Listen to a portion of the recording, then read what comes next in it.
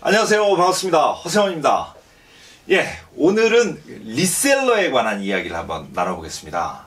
많은 분들이 댓글로 질문을 해주세요. 진짜로 코스트코나 노브랜드나 트레이더스나 홈플러스 이런 곳의 제품을 제가 다시 되팔아도 아무 문제 없나요? 이렇게 물어봐요. 제가 솔직한 마음으로는 안 돼요, 큰일 납니다! 라고 대답하고 싶어요. 요즘 이쪽으로 너무 많이 들어와요. 그래도 그건 제 마음이고 사실은 사실이니까 그 부분에 대해서 좀 정확하게 짚고 넘어가려고 오늘 영상 준비했습니다. 참고로 오늘 제가 말씀드리는 영상은 특허청 국제지식재산연수원에서 발행한 상표법 이론과 판례를 참고했습니다. 설명란에 다운로드 받을 수 있도록 해놓을게요. 자, 과연 오프라인이나 온라인에서 상표권이 있는 브랜드 제품을 재판매하는 행위는 법적으로 문제가 없을까요? 정답은 문제 없습니다. 단 조건이 있습니다. 자, 그러면 지금부터 자세한 이야기로 한번 들어가 보겠습니다. 때는 바야흐로 20년 전 먼저 선빵을 날려주신 이 턱형님들이 있었으니 이름하여 병행수입자였습니다. 병행수입자가 뭐냐고요? 예를 들면 요게 얼마니 하고 해외 유명 브랜드가 있어요. 야, 너 저 나이하고 키가 어떻게 되냐? 나이키요? 그래 마, 요 무슨 브랜드인지 다 아실 겁니다. 지금은 매장에서도 팔고 오픈마켓에서도 팔고 여기저기서 다 팔아요. 근데 국내 수입업자가 그 브랜드와 최초로 계약을 맺을 때는 바보가 아니면 대한민국에서는 독점 판매권을 달라고 했을 거 아니에요. 그래서 오케이 하고 줬겠죠. 그런데 어느 날 보니까 내가 파는 건 아닌데 이곳저곳에서 제품이 팔리고 있어요. 환율이나 이런 걸 따져보니까 다른 나라에서 팔고 있는 제품을 사가지고 오면 관세나 이런 걸 물어도 마진이 생기는 거죠. 그래서 몇몇 수입업자들이 수입을 합니다. 그럼 공식 수입사는 뭐야, 왜 짝퉁이 돌아다녀? 수입업자 입장에서는 저건 짝퉁인 거예요. 그래서 신고를 합니다. 짝퉁업자 좀 신고 좀 하려고요. 근데 다시 연락이 와요. 저 선생님, 이게 그러니까 짝퉁이 아니더라고요. 이 정품이 맞기는 한데 거시기 뭔 소리예요? 그 브랜드는 대한민국에서 저만 팔 수 있는 건데 그거는 그렇기는 한데 이게 짝퉁이 아니라서 제가 어떻게 요런 게 불과 20년 10년 전에 실제로 일어났던 일들이에요. 그리고 난 후에 우리나라에서는 병행수입이라는 게 허용이 된 거죠. 여기에 적용된 법리적 이론이 바로 권리소진 이론이라고 합니다. 자, 아래 내용 보시죠. 쉽게 풀어서 이야기하자면 네가 한번 제품을 팔았잖아. 그지? 그럼 넌 돈 벌었잖아. 그지? 그럼 된 거잖아. 그걸로 제가 뭘 하든 네가 왜 상관인데? 살짝 요런 느낌인 거예요. 이거는 해외 구매 대행, 코스트코, 노브랜드, 트레이더스 이런 구매 대행 다 해당이 되는 겁니다.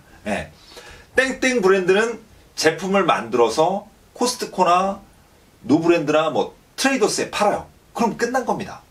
제가 그걸 사서 다시 어디에다 팔아도 애초에 땡땡 브랜드는 저한테 뭐라고 할 수가 없어요. 조금 더 디테일하게 들어가 보면요. 병행 수입을 예로 들어볼게요. 이게 선빵을 날린 거고 이것 때문에 판례가 남아서 문제가 안 되는 겁니다. 법이라는 게 여기는 이렇게 적용하고 저기는 저렇게 적용할 수가 없는 거잖아요.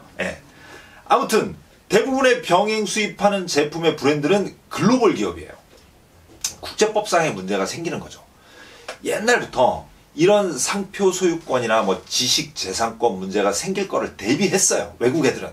무려 1883년부터 파리 협약을 통해서 보호를 해왔습니다.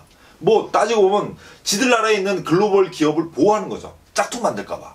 우리나라는 한 1980년도에 가입을 했죠. 그리고 WTO나 트립스를 통해서 구체적으로 실행에 옮기고 안 지키면 제재를 하는 거죠. 근데 이 병행 수입이 살짝 애매한 지점이 있어요.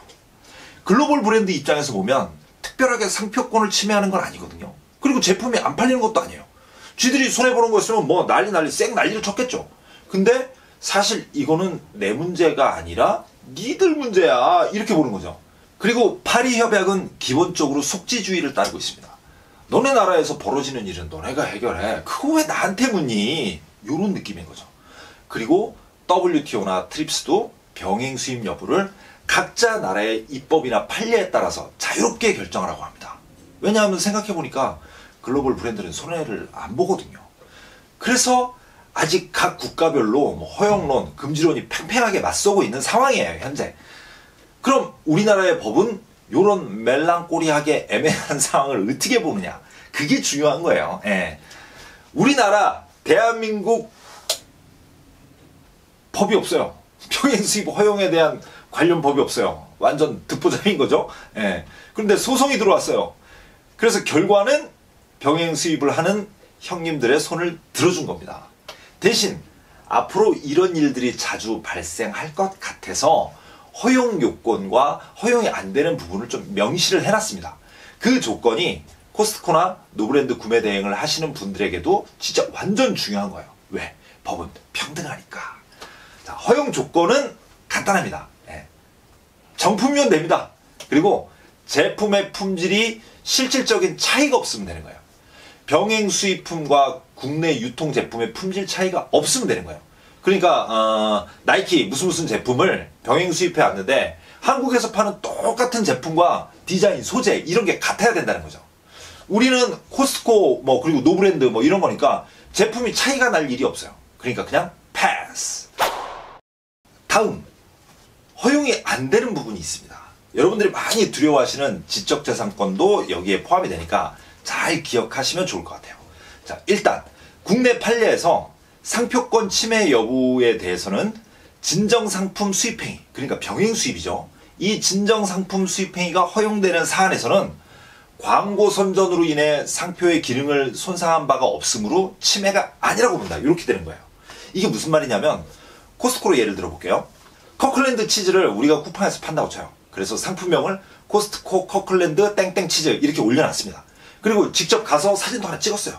그리고 상세 페이지에 같이 올렸어요. 거기엔 코스트코 이름이랑 로고가 들어갑니다. 어쩔 수가 없어요. 코스트코에서 파는 CJ 비비고 상품도 이런 상품도 마찬가지죠. CJ 그리고 비비고 브랜드가 다 노출이 됩니다. 이것까지는 상표권 침해가 아니라고 보는 거예요. 근데 부정경쟁 방지법이 있어요. 제가 쿠팡이나 스마트 스토어에 제가 제품을 팔면서 마치 코스트코인 것처럼 마치 노브랜드인 것처럼 파는 것은 문제가 되는 겁니다. 요거를 영업 주체 혼동행위라고 하죠. 자, 해결 방법은 간단합니다. 상세 페이지든 어디든 코스트코 구매대행이다. 나 노브랜드 구매대행이다. 이렇게 밝히면 되는 겁니다. 그것도 좀 꺼림직하다. 그러면 상세 페이지 안에 너가 오늘 주문하면 내가 코스트코든 노브랜드든 거기까지 가서 사다가 파는 거야. 그러니까 좀 더 비싼데 너 거기 가기 귀찮잖아. 너 그래도 살래?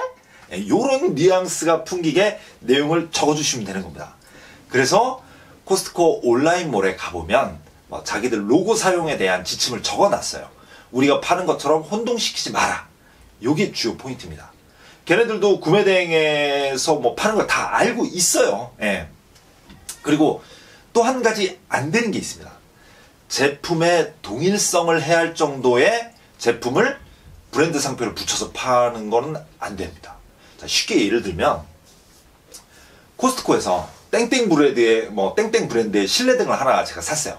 근데 뭔가 심심해가지고 내가 거기다 몇 가지를 추가했어.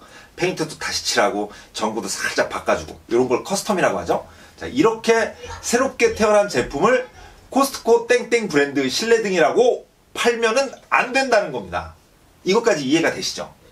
근데 이런 경우가 많아요. 소분해서 파는 경우. 코스트코 가보시면 단일 제품이 이렇게 3개나 4개씩 붙어 있는 게 있잖아요. 그걸 나눠서 하나씩 파는 경우가 있습니다. 마진도 많이 남아요. 이건 어떻게 되는 걸까요?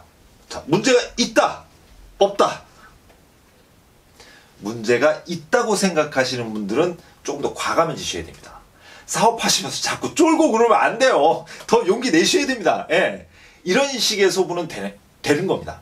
근데 4리터짜리 식용유를 샀어요. 한 통으로 되어 있는. 그걸 동네에 파는 참기름처럼 라벨 떼어진 소주병에서 넣어 팔면 그건 안 되는 거예요. 그리고 코스트코 커클랜드 카놀라유 500ml 이렇게 팔면 안 되는 겁니다. 그리고 마지막으로 지적재산권. 로고를 사용하는 상표권에 대해서는 제가 위에서 설명을 드렸고 대부분 요 상세 페이지 사진에 대한 궁금증이 많으실 거예요. 요거는 문제가 있을 수도 있고 없을 수도 있어요. 지식재산권이라는 게 저거 내 디자인이야 라고 말하지 않으면 일단 아무 문제가 없어요. 예, 그렇게 느껴집니다. 근데 딱 걸리는 순간 이제껏 이익 본 거 다 퇴내야 돼요. 요거는 상표권과는 다른 개념이기 때문에 걸면 걸릴 수 있어요. 예를 들면 나이키 공식 수입사가 신제품을 들여와서 국내에 맞게 뭐 국내 모델을 사용해서 사진 촬영도 하고 다시 팔고 있어요. 근데 병행 수입자가 나도 나이키니까 저 이미지를 따다가 상세 페이지를 만들어서 올렸어요. 요거 지재권에 걸리는 겁니다. 못 쓰는 거예요. 만든 사람이 가지고 있는 고유의 이미지인 거예요. 그래서 직접 가서 찍으라는 겁니다. 구매하시는 분들 그런 거로 편해하고 그러지 않아요. 그냥 다 알고 사는 거예요. 구매 대행이라는 거. 자, 매장에 없는 상품들도 있어요. 온라인에서만 파는 거죠. 그런 경우는 문제가 있다고 일단 생각을 하고 계셔야 돼요. 쓰는 건 자유입니다. 하지만 자유에 따른 책임은 내가 지는 거죠. 제가 알기엔 뭐 그렇게 큰 책임은 아니에요. 그리고 아직까지 한 번도 건 적이 없다고 알고 있어요. 자, 여기까지만 말씀드립니다. 아시죠? 예, 오늘은 여기까지 하겠습니다. 정말 괜찮은 건지 궁금하셨던 분들, 자, 이제 좀 속이 시원해지셨으면 좋겠습니다. 자, 오늘 영상 여기까지입니다. 감사합니다.